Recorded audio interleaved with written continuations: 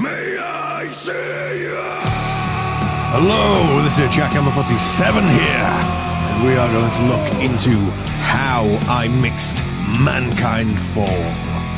So, of course, anyone who doesn't know, I am also an audio engineer. This is what I am qualified in. So, I figured why not break down my first album, how I mixed it, and my general mix philosophy. So, yes, this is the layout for Mankind Fall. If I zoom out, you can see all the tracks are in one session. Now, this saves quite a bit of time when it comes to mixing. And generally, after all, you can automate everything anyway, so it doesn't really matter. But this means that you can have a consistent album, EP, whatever it is you're doing. This is a good way of keeping everything consistent and together. Now, first thing I want to make note of when it comes to how I mix is you'll see everything gets bussed down. This goes back to the old way of how you have to sum. Back when you only had 4 channels on a mixer, you had to sum everything down. So the drums would go down to 1 channel, all the guitars down to 1 channel, vocals on 1 channel, bass on 1 channel. This is a very similar mentality I keep. Granted, I have a lot more channels to play with, and I can go back and adjust things, but generally, if I can, I will try and get things as they should be, bust it down, and then leave it. And I'll get to, and the main example of that would be the guitars, which honestly, when I started mixing this, I essentially put together what is now the current presets on the guitars, or the current settings on the guitars, rather. An example of this is the electric guitars themselves, or at least the rhythm ones. As when it came to me doing my initial mix of this before everything was recorded, I originally, the plugins I put on the guitars themselves were only placeholder, and they ended up sounding so good, I left them as they were. Now, a big part of my mix philosophy is the idea of you need to build a room. We are working in stereo. Stereo is left and right channels only, and that's not full screen for some reason. There we are, now it is. We are only working in stereo to match our hearing. As such, we should build a room. This is something I learnt very early on. As such, I only use 1 reverb. The idea is this is the room. The room can be whatever you want it to be, but this is the room. Now, don't get me wrong. If you want to, partway through your thing, change the room, then by all means go ahead and do that. But still, keep it in a room. Now, don't get me wrong, not everything has to be sent to the reverb, but everything that does get sent to the reverb, as far as I'm concerned, should go to the same reverb. Again, it's like a room. Think of it like a gig. Yes, you can send things to multiple reverbs, but they are all in on that one stage. Therefore, to me, it makes the most sense to send everything where you can and do with it what you can. The main thing I'm getting here is to set yourself limitations. Limitations force you to be creative with what you're doing. I don't get me wrong. When you look at the reverb again, I have no low cut whatsoever, but I'm also not sending any bass instruments or anything with too much bass through this. The only maybe exception being the floor toms, which we will get to in a second. Part of why I'm going through this, a lot of these little effects and stuff I have here, I will keep on. So for now, let's get them out of the way. Obviously, you've already seen the reverb. This is the Sound Toys little plate. This is a wonderful little reverb. Very nice sounding. It's a lovely little plate reverb. And plates has become a thing I very much like. Next up, we have the air chorus. This is what I call the 80s chorus because it's a nice, deep, slow. It generally just sounds like something you'd hear at the 80s, and I'll show examples of that in a second. Next, we have the ensemble chorus. Again, very deep, slow rate, but it has this width control and modulation, which I use just a regular chorus. Here we have the lead phaser, or generally just the phaser. Many things actually do get sent to this. This is the Phasis plugin by Native Instruments using the Liquid Tension preset. And again, it is a very, very nice little plugin. For my main delay, I'm using Native Instruments Replica on the Vintage Darkness setting. Again, but the difference is I have a few things tweaked to how I like them. is set to quarter notes on ping pong, which means it does one side of the stereo spectrum, then the other, and it sends the signal bouncing between those two. 49% range, and again we have the filter on just to make it sound a little bit darker, and literally nothing else. Mix 100% so I can control it myself outside of the plugin, and we have these taking a little bit of the low cut off, and we have it on a nice crunchy low quality to emulate a sort of tape-esque sort of thing. For harmonies and stuff, I have it going into the very same preset, except we have it on a wide setting now, and what this does is it has the signal go to both sides at the same time, but one is slightly delayed than the other, widening the stereo frequency and making it sound stereo when in actual fact it maybe isn't. Again, I have it on the same settings and everything, only difference is eighth notes rather than quarter notes and wide instead of ping pong. And the only other thing is the Alex modulation, but that's only on Alex's guitars when he plays, and I have it on the auto pan setting, which is a much wider and slower version of the liquid tension. So, first things first, let's get into the drums. I will solo, as I said before, I will solo all of these minus the Alex modulation, because that one is entirely just used by Alex, and we're not talking about him just yet. So, first up, we are starting with the drums, and they come in on here on P1 and P2. The drums on this album are unfortunately all MIDI. I say unfortunately because I did want to have a real drummer or real drummers playing on this record, this first record of mine, but unfortunately that did not come to pass, so as such I've had to use this. A good turn of events of this, though, is that if I ever want to publish or put out scores for the drum tablature, I have everything I need right here to already do it. All the note lengths, except for maybe that one, and, well, actually a few of them. Some of the note lengths aren't quite as they should be, but nonetheless, they are there. And regardless, I think on drum tablature, it only tells you to hit it. I don't think you can exactly, well, at least not easily control drum note length. But yes, the two channels represent two parts. P1 is anything exported out of EasyDrummer itself, as EasyDrummer is my main drum program I make use of. So any grooves and alterations I've made in EasyDrummer that exported to these tracks, and as you can see, sometimes they do have crossovers, especially like over here. P2 then is everything hand placed by myself. And only difference to this would be Lovesick here, but I don't know, for some reason I put that on the wrong channel, but it doesn't exactly matter too much, to be perfectly honest. So now we go into the actual program itself. This is EasyDrummer for those who aren't aware. This is made by Toontrack, and honestly, it is a very, very nice drum engine, rather, or drum machine, or whatever you want to call it. I have quite a few different packs in here. I have the Cocktail, which I can't remember if you can get anymore, but it's still very nice, especially if you're doing, rockabilly and stuff.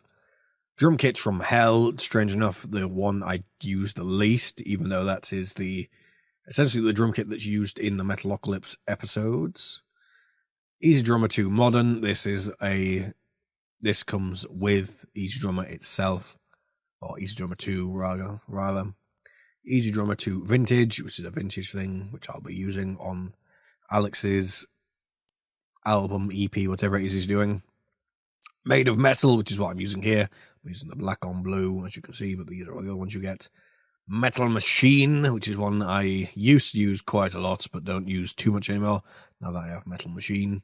Still gets some use, but this would be more so for other people, not so much for me. We have Metal, which is lovely.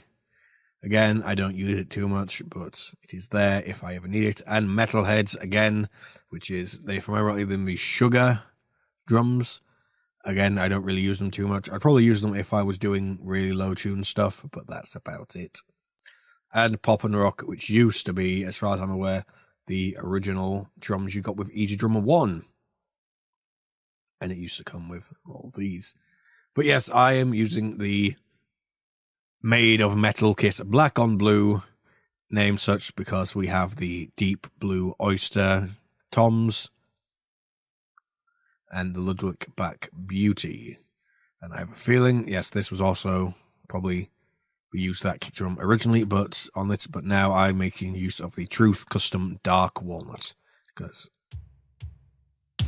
honestly, that sounds pretty good. And yes, so this is a very nice drum kit. I think these are all stock of what is in the preset. So we've got a mixture of Pace and Sabian and Zildjian actually as well, and Sabian. So we have, I think it's all the top ones on this.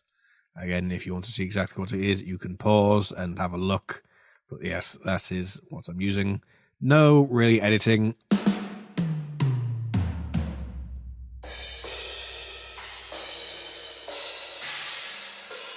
It just sounds good. So that's what I'm using. For the mixer, this is what we have. Again, it's just a sound thing, except I've turned down the reverb and compression because I can do that myself outside. Although, strange enough, the reverb thing does go off occasionally, but but we'll go into that in a second. So yes, that is all of that. Now we can go into the kick drum, which uses the omni-channel. In fact, everything uses the omni-channel, because by Waves and Andy Sneeps, whatever it is. I'm never quite too sure. But yes, this is a lovely little plugin that does everything you need in one, well, literally one plugin. Hence the omni-channel. It's meant to be a channel strip, and yeah, I just use it to take off a little bit of the low end, just be under the kick drum, and that's not used obviously. And honestly, it may look like I'm using a preset. Honestly, I can't remember if this is the preset or not. But for some reason, very recently, I did a transfer of moving stuff on my hard drives around. And since then, we've had a few issues in that for some reason, especially with Waves, usually there's a little star that lets you know if you've altered things. And it's not actually saying what I've altered and what is stock. So honestly, I have no idea what is the stock plugin and what I've adjusted. I'd like to think that I've adjusted things. Maybe I have, maybe I haven't. I'm not quite sure. On the reasons that lead me to believe I haven't adjusted it on this one is because I would have swapped around the mid and the tone, because it makes sense that you go low, then that, then that, then that, not in the way that it is now.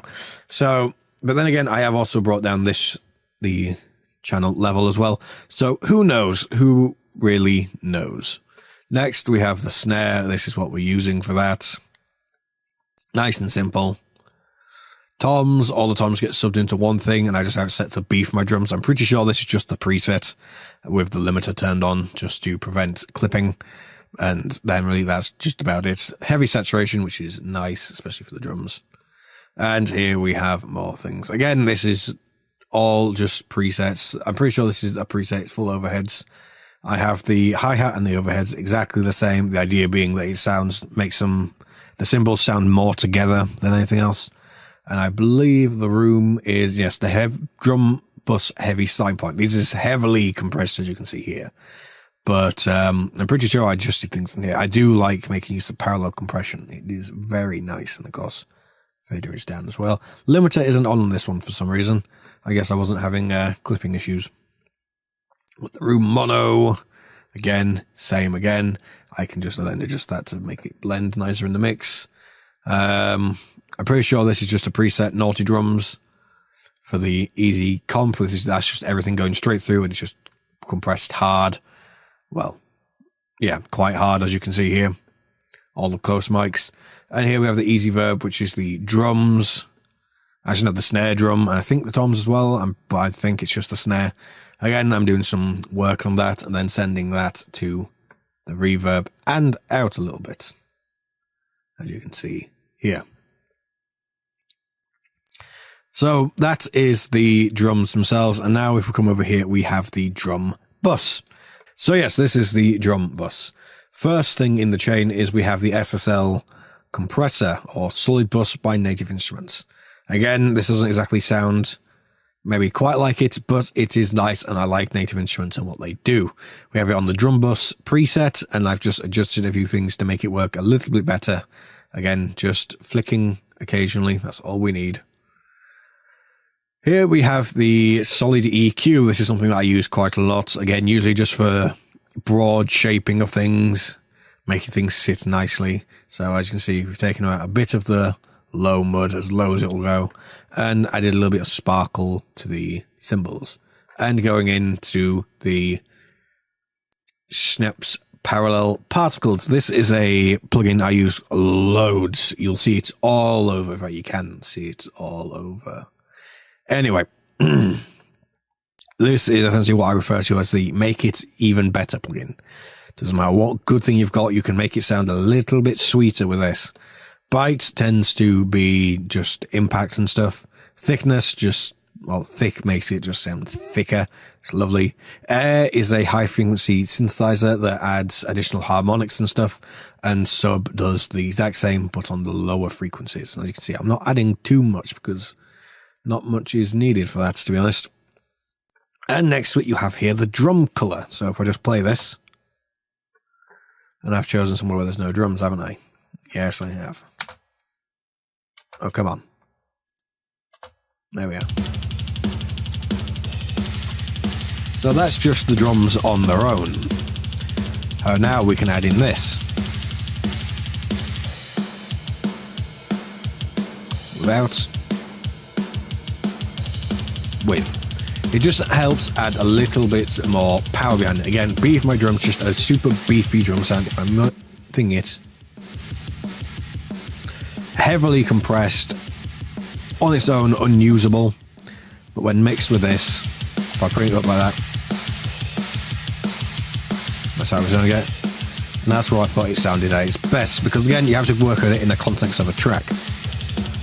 And generally, this also tends to help samples and stuff sound a little bit more like a real drum kit than anything else. Again, I'm not too well about it clipping on the input. Again, this is meant to sound nasty. It's just to make it sound bigger. So, yes, that is the drums. Generally, also the drum color, what I'll do is during a clean section, I'll take it out. Just so then this adds extra impact when it comes in, like so. Out.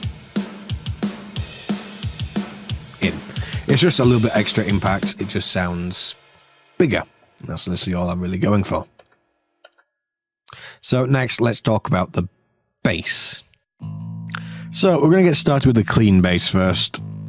Now, so for the clean bass, the first thing it comes into is this, the PRS Dallas by Waves. Again, it's a wonderful little plugin. The original idea was to reamp everything, but this was much quicker and I had deadlines to keep to. So again, forcing creativity and all that. This is all the settings, everything I have it on, of course. The boost is off. And I did try it with a boost, but again, it's a clean bass, but clean-ish. As you can see, things are adjusted. It didn't say that before, but I know for a fact I adjusted things. A little bit more brightness, that's all I wanted. Didn't need any more bass, but yes.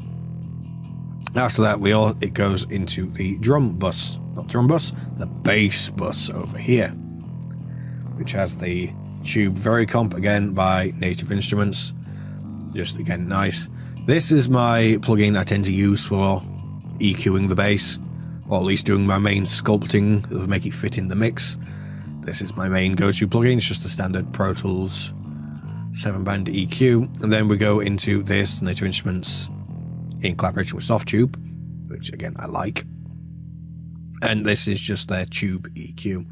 Again, only using the mid. We've got it on mid-side mode, but I'm only using the mid part of the whole mid-side thing, because that's where the bass sits, and then going into this, as per usual. Now, there is another channel there, over here, where it is, there we are, and this is a fuzz wah. This is used only in one track, and that track is here, The Void, or in this case called Dream. So if I get rid of it, you'll have heard this before. This is the sort of fuzzy, synthy little parts that we have just before the solo. That's what the bass is doing. And that's what the fuzz wah is doing. Nice and simple. Next, we can go on to the heavy bass. So here we have the heavy bass. As you can see, it's lovely, rounded, and big. And that's exactly what I was going for. Now the bass is set into 2 channels. The reason being, we take out this one. This is the channel that blends with the guitars. And that's the one that delivers the nice, clean low end. Together, we get the nice, crunchy bass sound. That's it. So, starting off with this, if we get rid of these, that's what the bass sounds like on its own. After that, we go into the... Again, this is included with Pro Tools, a Sans Amp modeler. Granted, there are probably better ones out there, but this works for me. Next, we have my EQ again, and we're just keeping the low, because that's all we want from this. Next, we then go into the supercharger, just add a little bit of colour and grit and compress it a bit, just so we've got a nice solid low end. And of course, you've already heard what it sounded like before, so if we get rid of this. But yes, this is the PRS Archon, and we're going into the clean channel. The idea for this was to go for more of a cleaner, lemmy sort of tone. Again, we're adding quite a bit of bass here, but that's generally just because it needed a bit more weight to it. And then we take it out here, so if we bypass that, that's what the bass tone was doing before. And we just got rid of everything that we don't need.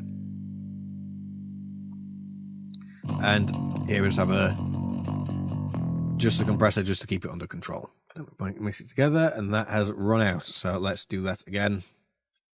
There we are. So these both go into the heavy bass bus over here, which actually goes into a plugin that's not used anywhere else. This is the enhanced tube EQ. This is an active EQ, which, strange enough, on the low end lets you boost and cut at the exact same time, which is safe to say is quite interesting. We're also getting rid of quite a bit of the highs because we don't need them here. A little bit of a boost to 1.5k just to let the bass really punch out, and a low frequency boost here just to fill in where the guitars leave off. Here we have the very comp again, which is a nice tube compressor, again soft tube, and Native Instruments, nice collaboration, very nice sounding thing.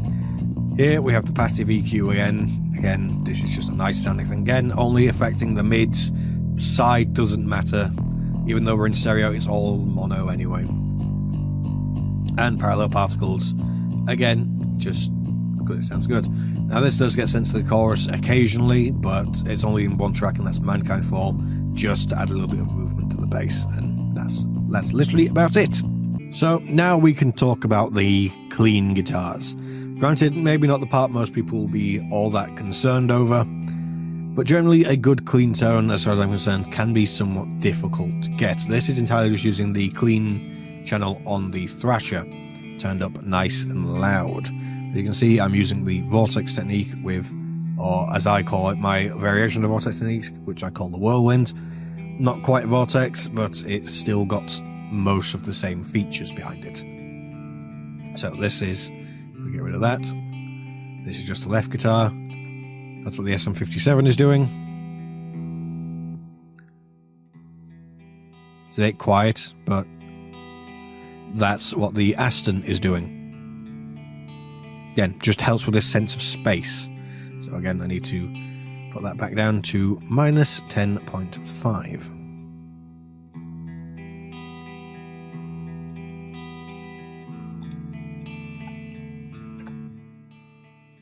And of course, you mix it together, and suddenly that one guitar fills the stereo spectrum, in a sense. It can be heard off both sides. Guys, if you have that up, it really fills. Again, I have to reset that again. But nonetheless, it's just a wonderful technique that I very much like using. So now we just have this clean guitar tone that's just filling the spectrum lovely and sounds very natural. Doesn't sound overly compressed or anything. Despite the compression that was used on the way in, it just sounds nice, big, and clean, which is exactly what we want. So, as you can see, everything is then bussed down over here. So, if we go across to the first one, the first EQ I use is for room. This is a very important thing which I don't see many people talking about, and this is room EQ. every room will have its own EQ curve. You have to learn what that EQ curve is. I mean, if we take this out, granted it's only one side effect, we're taking out all of them. It still sounds okay, but it doesn't have that sort of polish to it that we normally associate. So, if we do this, it just makes it sound a little bit nicer, add a bit more clarity, and helps reduce any potential build-up and mud. It also helps with stopping the room from colouring your sound too much as well. And this is especially important if you're in an untreated room. For example, this, I always apply room EQ to my voice with this microphone. Despite the fact of how close I am to the microphone itself, to not apply room EQ does cause some big issues. So moving on from that, we now have the solid EQ. Again, this is something I just use just for rough carving. This in this time, mostly just the high frequencies, removing everything above 10k and moving everything below 100. This is just a personal preference of mine. Most people will go to 80 or 82, seeing as that is the low end of the guitar. But generally for me, especially with this, I tend to know that the slope of the roll-off includes about 80 hertz as well. So it tends to sound okay for me.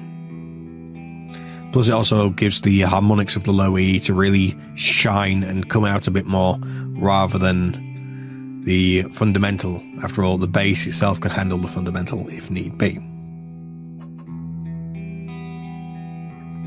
Next, we come into the passive EQ. Again, mid-side mode, but I'm actually using both the mid and the side.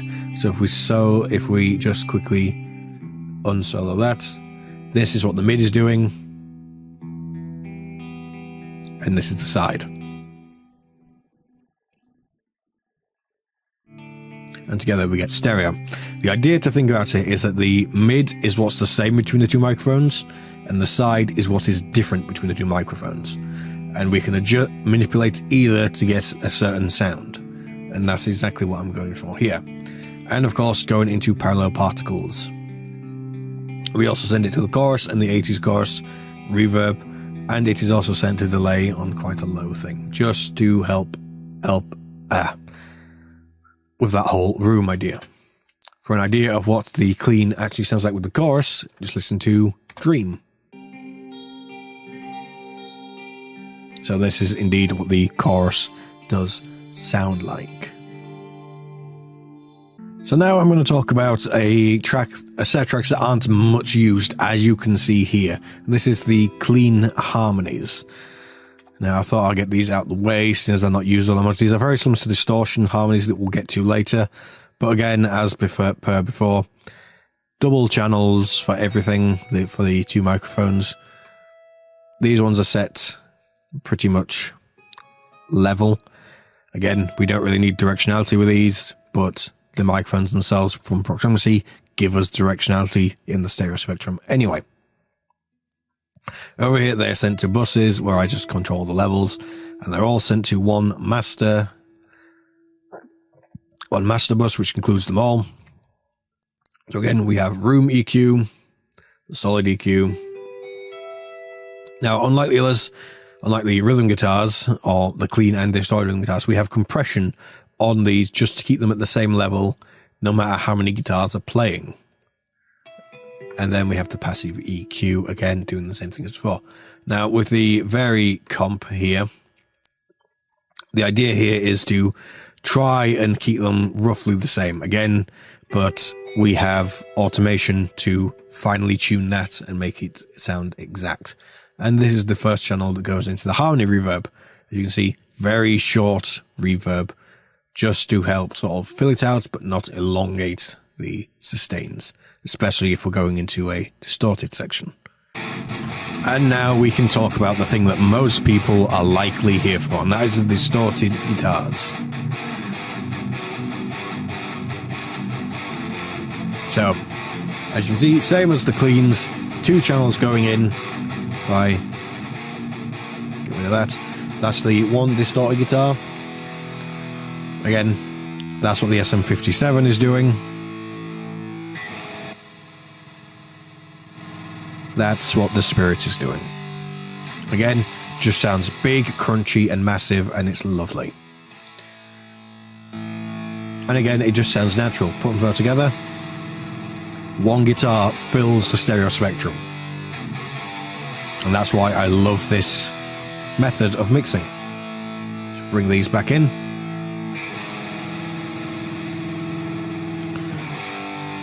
So again, these are all sent to buses. So over here we have room EQ as per usual. The solid EQ.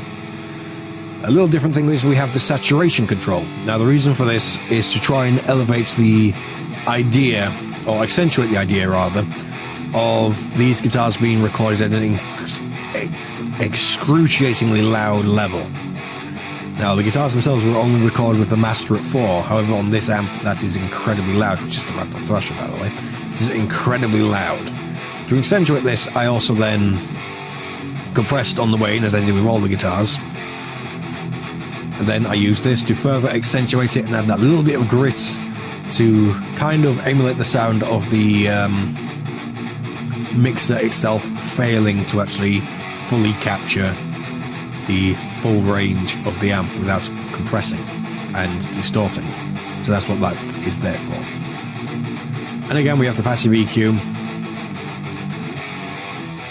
We go for, that's the same between both. That's what's different. Together, we get stereo. And the same as if we bring in that other channel. Oh wait, sorry, that inward. And yes, now both of these are then sent into parallel particles because there's not because it makes more sense to just send them into one rather than each one have its own individual. So, as you can see, it's the heavy guitar presets, but I've turned off the sub because that is what the bass is for. And as you can see, we have a third rhythm here, and that is just for little harmonies and stuff that I didn't want to use the actual harmony guitars for themselves. This is generally just for anything that's mono, and it's just to act as like a third guitar and just be an accentuation. An example of this is actually the intro to the heavy part here, where you hear me scraping down the fretboard with the guitar.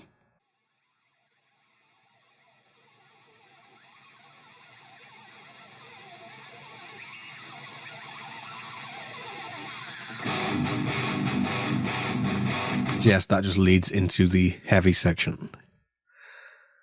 It is used, however, in other ways, such as with Lookout. We have the fuzz intro.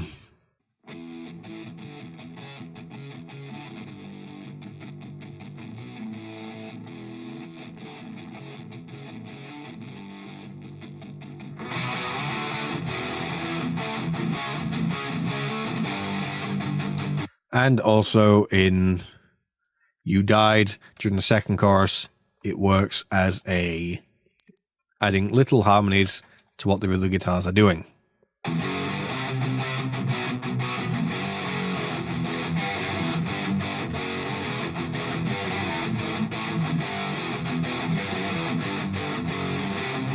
And just to make that guitar sound different, that one was using a orange micro dark with a MXR Variac fuzz in front of it, just to make it sound a little bit nasty, a little bit lo-fi, and all that other good stuff. Again, that has been sent through the exact same channels as the others, but also gets sent to the modulation, just to help it stand out a little bit more against the other guitars. And so now we're at the harmony guitars, or as I call them, also the leads. Now, fortunately, we're already on a track with a lot of them. So let us begin here. As per before, they are all stereo tracks being sent in one way or another to all these buses. And as before with the distorted, the clean leads and harmonies, it's exactly the same. Nothing's on the actual buses themselves, all being sent to one singular one to do all the processing in one go. Again, we have the room EQ. Luckily, all these were recorded in the same room, in the same spot, with the exact same microphones, so the room EQ works for all of them. Next, we have the solid EQ, while it's just quiet for a second. We have the Vary Comp, again, the same as last time. The passive EQ, again, same as before. And the parallel particles, same as before. you'll notice at this point I tend to use very much the same plugins over and over again. This is just because that's what I like, and generally it just helps adhere everything together, making it believe it's all part of one thing. Again, limitations force creativity. As you can see, they go to the harmony delay and to the reverb. Now, the harmonies themselves are separated depending on what they're doing. Take out those. These two are playing the same thing. And these two are playing the same thing. With this occasionally adding a little extra.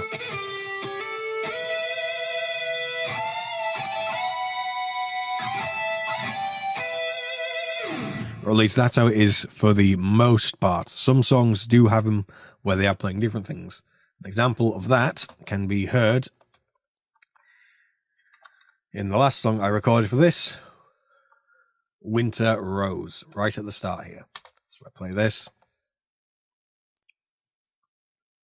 You can hear it's quite a nice harmony. If we take them out, that's playing the low harmony. That's playing the fourth above it. That's playing an octave above that one. And that's playing a fourth above that one. And that's just adding a little extra little high note right at the end. And that's literally all it's doing. I'll restyle them, actually. So the way I tend to write harmonies, again, this whole thing has never really been a tutorial. It's just me explaining what I do.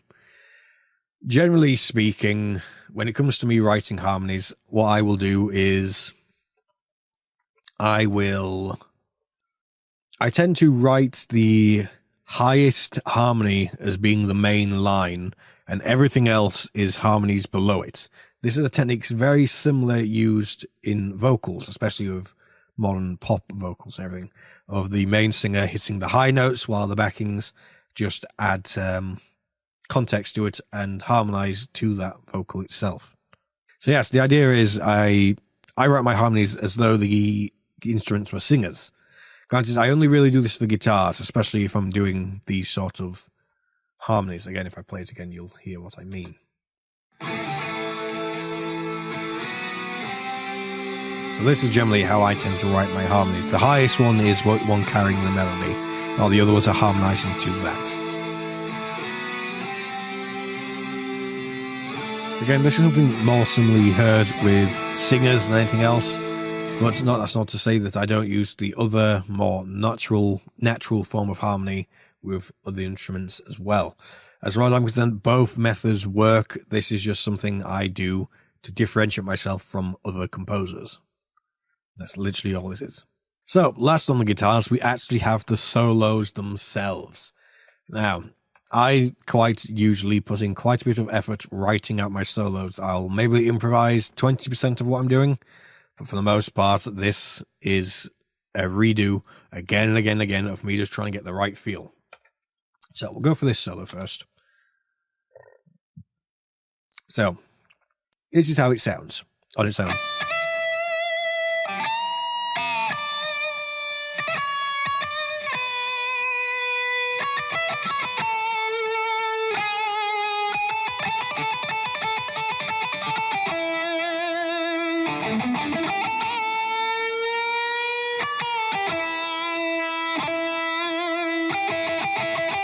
Now, one of the things you'll probably hear so far is I make use of a wah in this all the time. And the reason for this was to differentiate myself between Alex, who plays later on in the album. Or, considering this is the 8th song in the album, it's actually earlier on in the album. But regardless, it's to differentiate myself between the two of us. Now, when I was actually recording, you can see this little track here. This track is quite simply the, well, put simply, it is what I use to track. Actually, I don't know why I've sold this. You can't hear it. It doesn't actually get sent to anything. I'll re-mute that, but I'll bring up the thing. So it is literally just a DI guitar. As you can see here, I use the 11 Free. This is my preset that I use.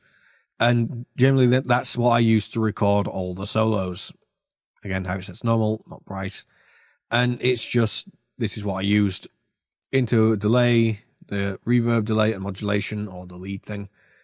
And that was literally it. And then I reamped it all back into the amp just so I could have enough time to write them out.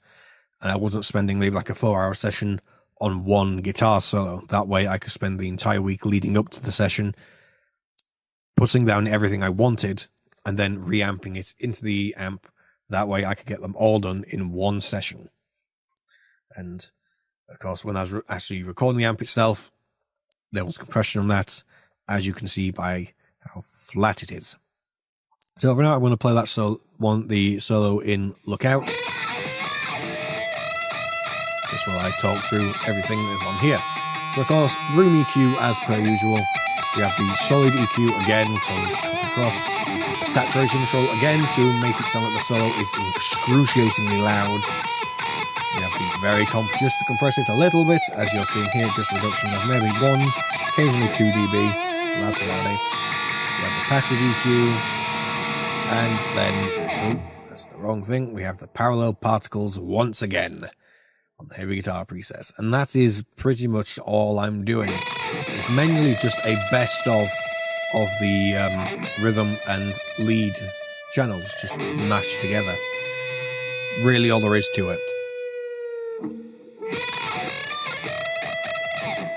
So next we will talk about Alex's lead. As you can see, again, just before we get into it, all these are exactly the same. We recorded it in the same room. I think there's only slight tweaks to a few things just to make it pop out a little bit more. But for the most part, is exactly the same plugins. I originally did have another one there just to differentiate them a little bit more, but it didn't work out and I just never moved them all back up. So if we go to Mankind Fall, which the working title for that was 4 and 5. Not quite sure why, it just ended up being what it was. And here we have his solo. Now, to differentiate Alex even further, he's not using a wah. He's using a Gibson Explorer, while I was using a Gibson Les Paul. He was using much hotter pickups than mine. He was going into a PV Valve King 20-watt head and into a Marshall 2x12. So again, very different sounding rigs, just to differentiate us a little bit more.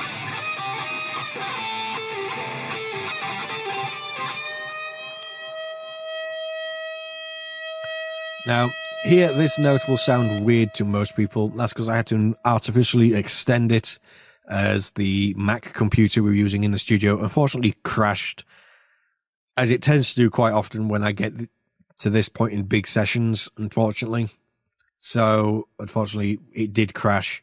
So I had to artificially extend it, as we didn't have time to re-record it. Ideally, we would have.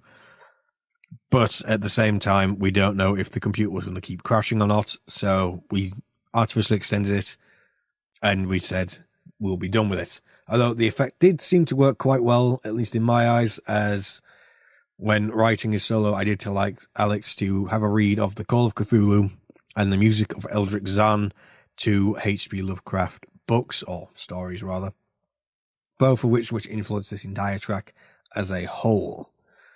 And as such, I believe it sounded rather fitting. We also have this extra little channel, which I literally called Lead Extra. And all that does is this little thing here. Turn that off. Anyway, on thinking that, it's just literally a bit of feedback. And that's all there is to it. Now I can turn on the Alex's modulation. So this is what you actually hear on the album itself.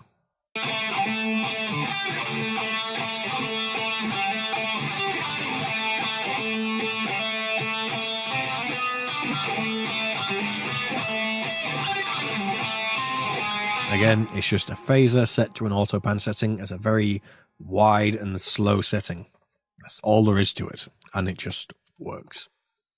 Because that is what Alex was recorded to, and we decided it sounded really good and we liked it. So there we go. So the next thing to talk about is the clean vocals themselves and the clean harmonies, which can naturally quite easily be heard in the start of Dream, right here. Behold, no more free. So we have it there. We also have it at the start of, where is it? At the start of Dead Mountain. Let me tell you a tale of snow and death, a tale of the Dead Mountain. 10 traveled on for 9 new home. Now they'll never be forgotten. Climb towards the peak, through the ice and the snow, as darkness now falls and surrounds.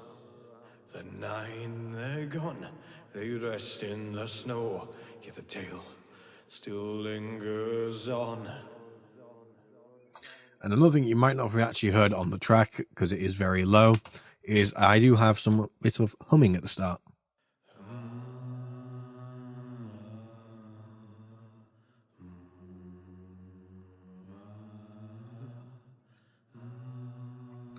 Again, just following this main melody of what the vocals do over there.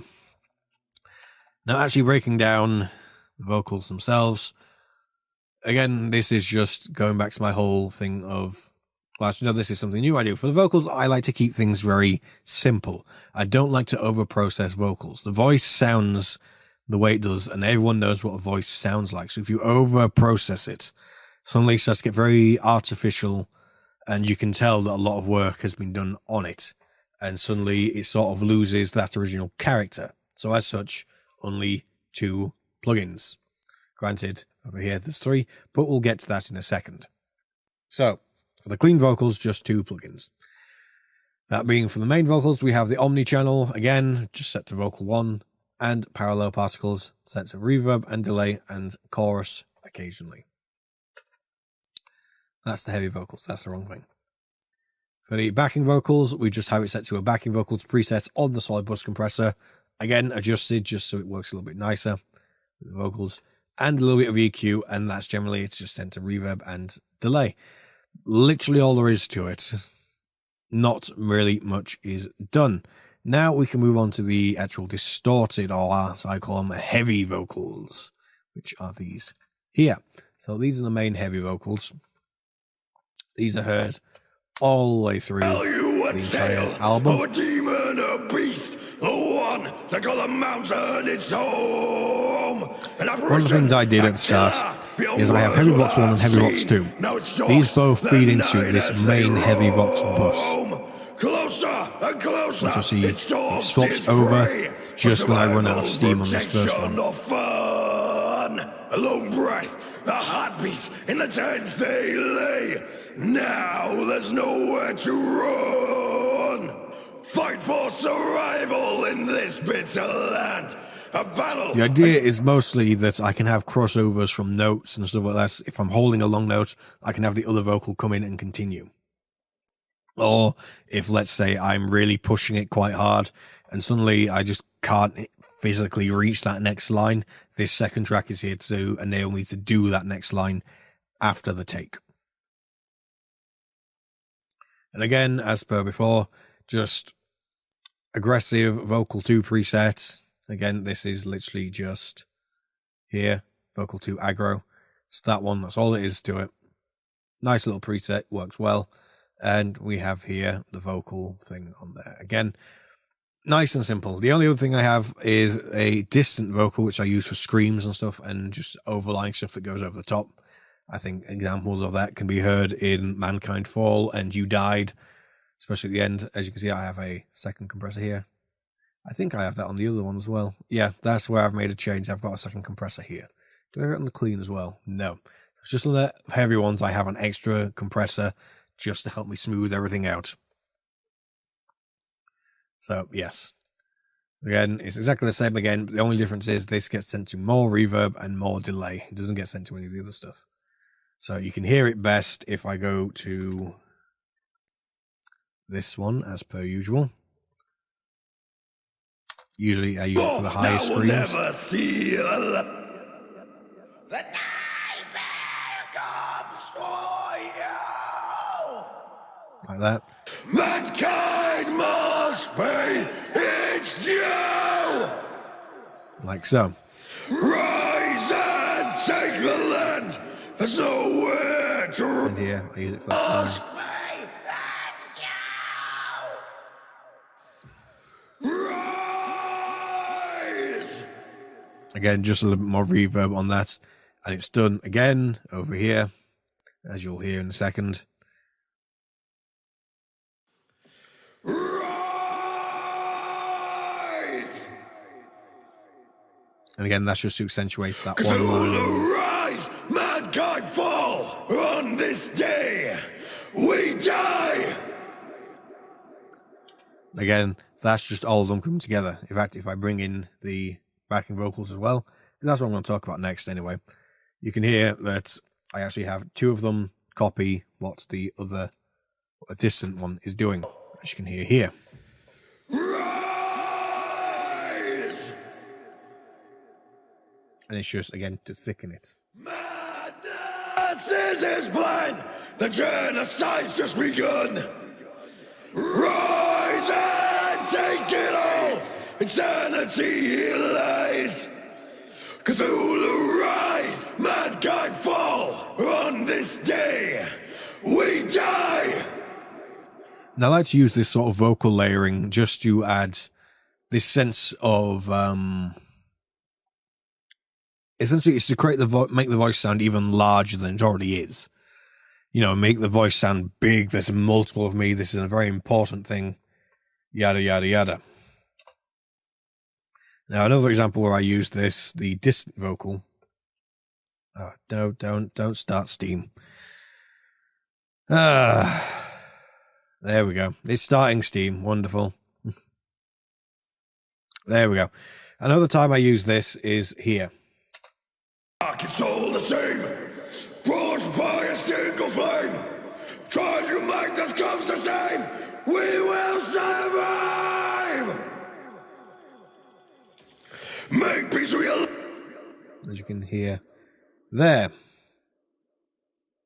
So now if we add in the heavy vocals again, you can hear that we do this. We will survive. So rise up and embrace the pain. Make peace real life before it all ends. Become the ember, burn the earth. From fight to fight, fight for your next birth. Broken now, yet still the same. And let the cycle repeat, the world stays aflame. Turn to ash, you die. And here we have the So stand extra vocal coming in just to add extra line on top. rise up and embrace the pain. And make peace real life before it all ends. We are the ember, burn the earth. From fight to fight, fight for your next birth. And it's panned to either side as well. Still the same. Let the cycle repeat, the world never change. Turn to ash, you die again. So stand tall and try. So yes, that's how that ends up working. And you'll see before, sometimes I adjust things between the two channels. This is generally for more cleaner stuff, not necessarily for clean backing vocals, but generally just cleaner vocals. And this is when I want stuff to get really aggressive, because if we see here, we have the aggro plugin, this backing vocal thing again, it's compression, and then we go into the aggro again just to really hit it harder. And again, like I said, to the very. And the only other thing we haven't talked about yet is the demon effects. All this is a literal pitch shift down. This is heard mostly, if I remember rightly, in the Void during the choruses, and that's about it. Like played around right here. Blinded by what's in store, but they won't take me. I always tend to do a lot of doubling of the main vocal, but leave it in the center, just so you get that weird phasing sound in and out. I refuse to bow. And it works really well at making it sound inhuman there, which is something I am quite proud of. Now, don't get me wrong, if I wanted to, I probably could have reached that low anyway, but sometimes a plugin sounds better because it doesn't sound natural, and that's what you're going for. So the only other stuff I need to talk about is, in fact, the virtual instruments. Over here, we have these 5 instruments here. These play throughout, and you'll hear them in quite a few tracks. If I just scroll up here. Again, you'll hear them in quite a few tracks. The piano stuff you can hear here. But maybe not there, but here. When it does it.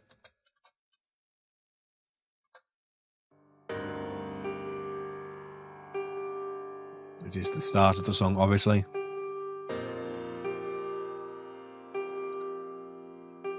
And these are all generally just better versions of strings and stuff. These are more natural, real sounds.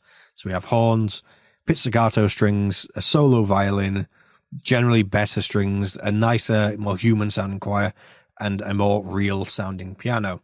The reason these are all actual audio tracks themselves is because these are all done making use of contact instruments from Native Instruments. However, I don't have the contact instruments themselves here, otherwise I'd been using them, obviously.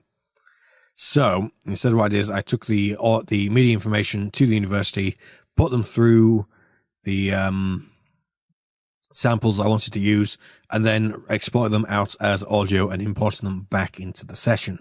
That way I could make use of the nicer, real-sounding instruments from anywhere I wanted.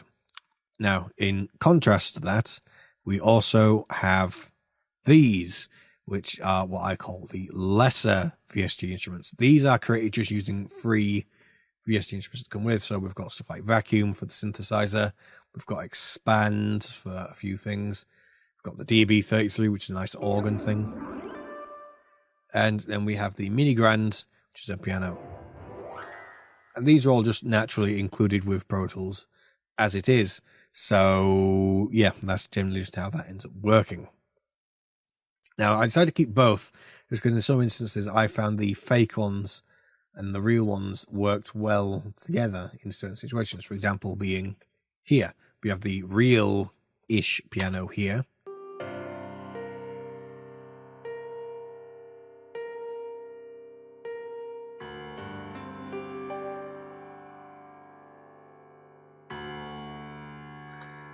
Again, we have a realish piano here.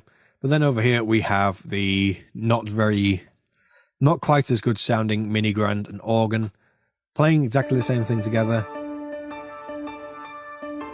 just to create an almost sort of synthesizer.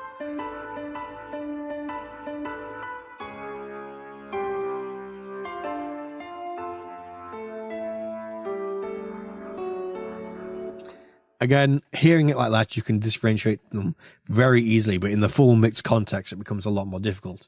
And this is actually a technique I first started using back when I was making the A&R gaming theme tune, back when A&R Gaming was writing the theme tune.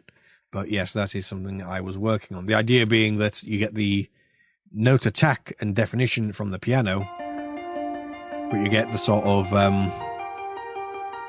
sustain and distortion coming from the organ that ties it back in with the guitars.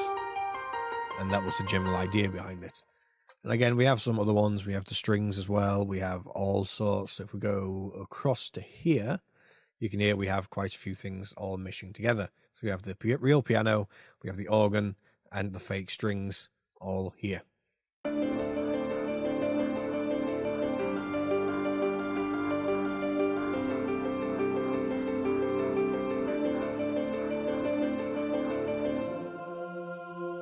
And this was the idea, is perhaps someone is using a keyboard instrument in this, and that's generally the idea. The layout of this was inspired very much by Firewind. The idea is that there's changing presets depending on what they need at a given time.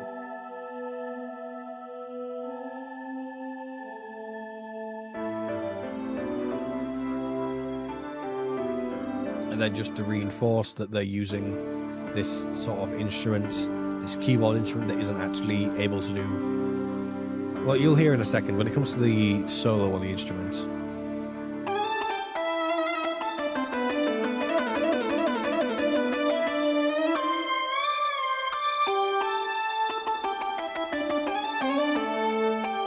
Obviously, a real instrument could not do that because it makes use of the pitch bend, which bends obviously further and easier than a finger can.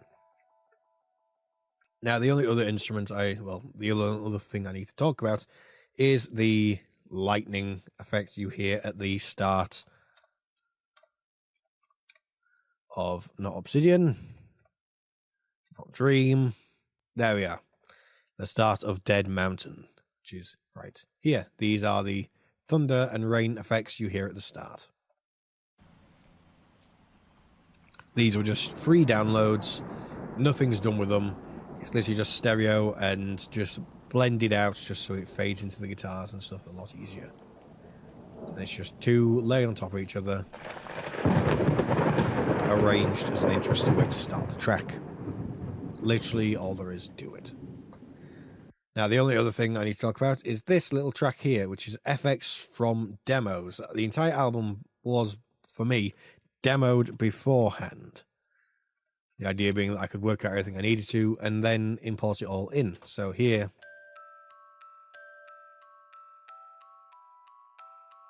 this is just the Native Instruments VST, well, contact instrument called, what is it called? Kinetic Toys or something like that? Either way, this is that, and it's just, I applied synthesizers and distortion and stuff to it, and to be honest, I couldn't be bothered to replicate it. As such, that is why that is there.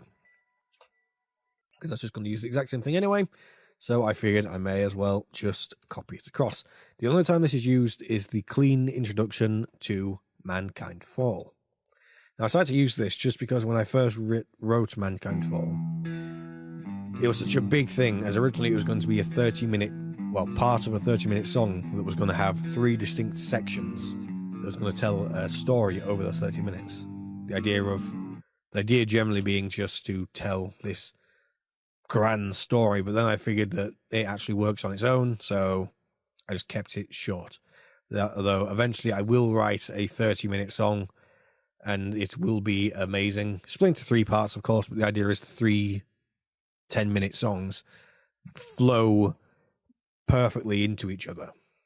And there's essentially, unless you stop and actually look, you can't tell what track you're on. That was generally going to be the idea.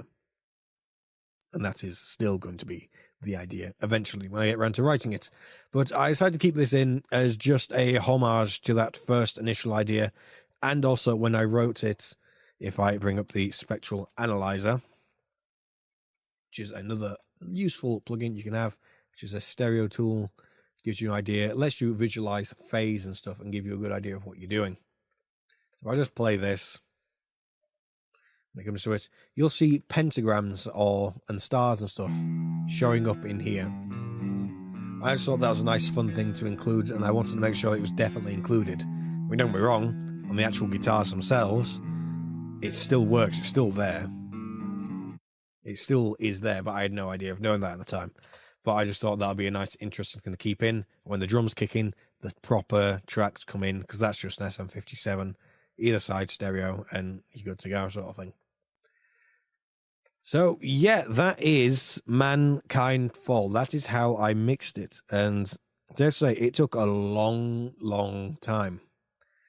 The only other thing I need to quickly show you will be the actual stereo, well, actually the stereo bus out, as there are plugins on that as well.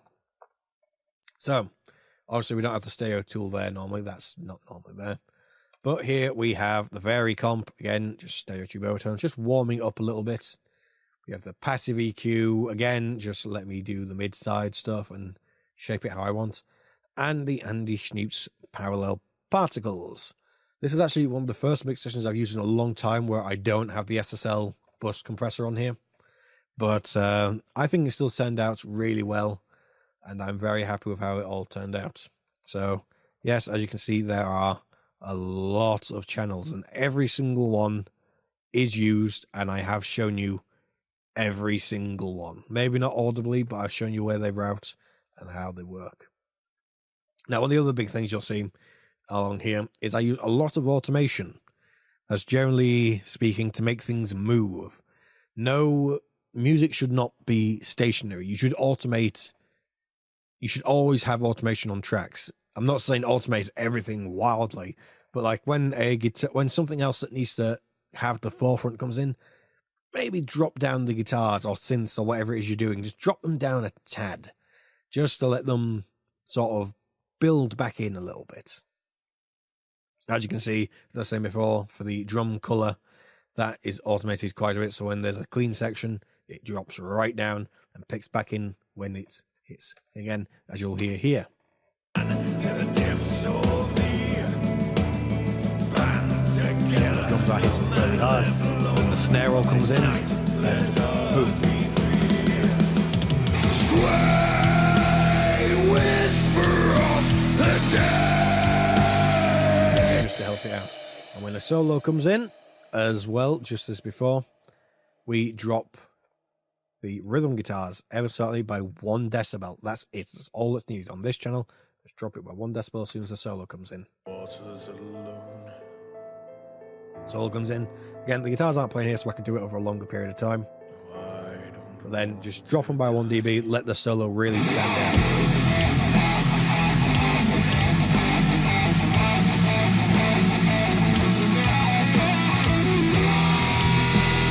Again, I've used automation on everything just to keep it so it's level.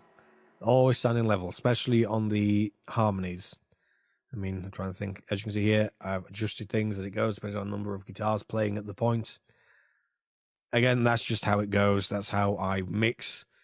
You can always do things differently, and that's always what I encourage. Do things differently. Do things your own way. Find your own mix way. But this is just an example of the way I mix. This wasn't so much a tutorial as just an explanation of why I did what I did and what I actually did. So this has been my little tutorial. Not really a tutorial. This has been my little thing, just looking at how I did Mankind Fall. Hopefully you can understand what I'm on about when I say about half the things I say about. Again, if you can understand me, props to you. Most people think I'm just crazy. But regardless, I have been Jack on the 47. This has been how I mixed Mankind Fall. I will see you all next time. Goodbye.